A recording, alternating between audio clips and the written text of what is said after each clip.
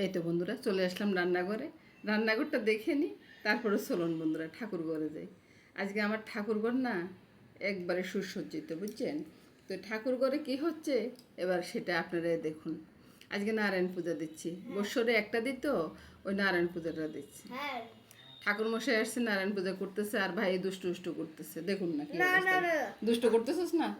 কি করতেছিস তুই? আমি ভালো আছি। তুমি ভালো? হ্যাঁ। তুমি কি গুড বয়? হ্যাঁ। আচ্ছা। আর বুতু ব্যাড বয়। হ্যাঁ, বুতুটা ব্যাড বয়। তো এই তো সিনেটা করে নিচ্ছি বন্ধুরা। ওই যে দাদু ভাইয়ের সাথে কথা বলতেছি, কথা বলতে বলতে সিনেটা হয়ে গেছে।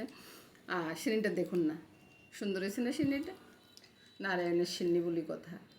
এই তো আবার পূজার এখানে চলে আসলাম, দুইজনে বসলাম পূজাতে। সাথে আছে ছেলে মামনি দুইজন। দাদুভাই তো স্কুলে চলে গেছে, দাদুভাইয়ের পরীক্ষা আছে আজকে, পরীক্ষা দিতে গেছে। তো আজকে ওই যে পুজো টুজো শেষ করে এবার রান্নাঘরে চলে আসছি। রান্নাঘরে আসতে আসতে আজকে দুপুর হয়ে গেছে। কি রান্না করবো দিশে পাচ্ছি না, বুঝছেন? তো মামনিরাও আজকে কয়দিন নিরামিষ চলতেছে, তো ঠিক মতো মাছ রান্না হচ্ছে না, ওই জন্য নিরামিষ আর অন্য কিছু খেতে চাচ্ছে না। বলতেছে যে মা আলুর দমে করেন, আলুর দম আর মুগ ডাল করেন। তো এরপরে আমি চিন্তা করলাম যে একটু আলুর দম আর মুগ ডাল করবো, আর সাথে একটু ওই যে আলু সিদ্ধ করব। আলু সিদ্ধ করলে আবার আমার ছেলের আর কোনো কিছু চিন্তা থাকে না, আলু সিদ্ধ দিয়ে খেয়ে নেয় আর কি। তো এই তো আলুর দমটা আজকে আরেক রকমভাবে করতেছি আর কি। প্রতিদিন একরকম তো ভালো লাগে না, তো আজকে একবারে সব মশলা টশলা মেখে তারপরে করে নিব। আর কী কী মশলা দিচ্ছি সেটা দেখিয়ে দিচ্ছি বন্ধুরা। আর একটু ওই যে আজকে কিন্তু আতপ চাল দিব না, না আতপ চাল না দিয়ে করব, হ্যাঁ। ওই জন্যই আর কি। তুমি কি খেতে ভালোবাসো? হ্যাঁ। আচ্ছা। ওই তো আমার দাদুভাইও ভালোবাসো, বুঝছেন? দাদুভাই স্কুল থেকে চলে আসছে পরীক্ষা দিয়ে। তো এই তো এই মশলাটা বেটো মেখে নিচ্ছি আলুর সাথে। তারপর ডালটাও হয়ে গেছে ফাঁকে, ডালটা ঢেলে নিচ্ছি। আর এদিকে কিন্তু ওই আলুটা সিদ্ধ বসিয়ে দিচ্ছি। এবার আলুগুলো উঠিয়ে চালগুলো ছেড়ে দিব। এই তো আলুগুলো উঠিয়ে নিলাম, এবার ভাতের চাউলটা ছেড়ে দিচ্ছি। ওদিকে বাটটা হচ্ছে আর এদিকে আলুর দমটা বসিয়ে দিব। আর ওই আলু সিদ্ধর জন্য প্রথমে আমি মরিচগুলো টেলে নিচ্ছি আর কি।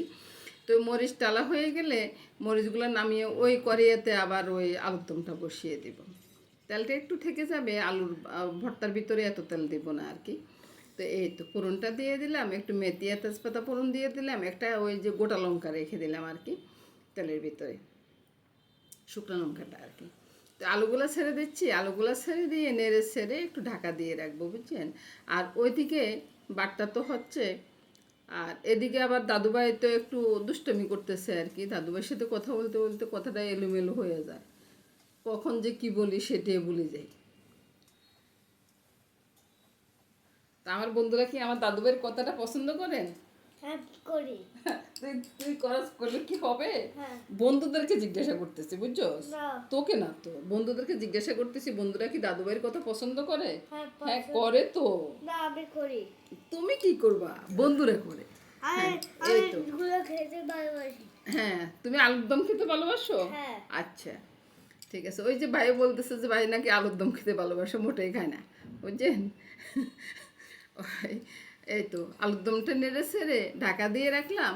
আর এদিকে এই ডালগুলো না মুগ ডাল, কাঁচা মুগ আর ওই যে চনার ডালটা ভিজিয়ে রাখলাম আর কি।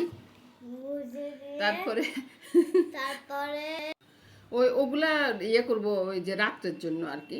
রাত্রে বা সন্ধ্যাবেলায় একটু ওই বড়া করে নিলে ছেলেও থাকবে ঘরে, ছেলে না খুব ভালোবাসে এটা।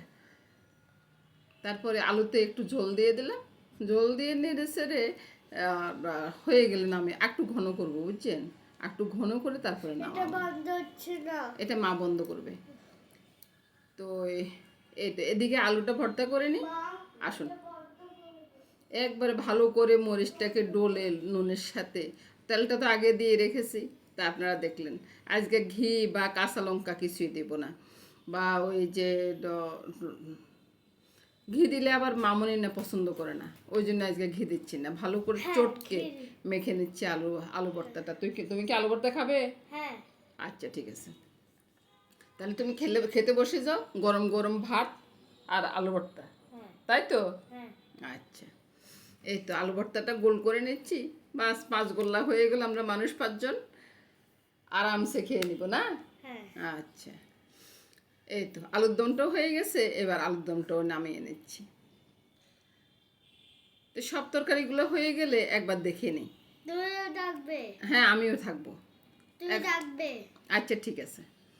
এই তো দেখে নিই তরকারিগুলো কেমন হয়েছে বন্ধুরা। আর দাদু ভাইয়ের সাথে কথা বলতেছি, দুষ্টামি করতেছি, বুঝছেন। নমস্কার বন্ধুরা, সবাই ভালো থাকুন, সুস্থ থাকুন, সুন্দর থাকুন বন্ধুরা। আগামী দিন আবার দেখা হবে।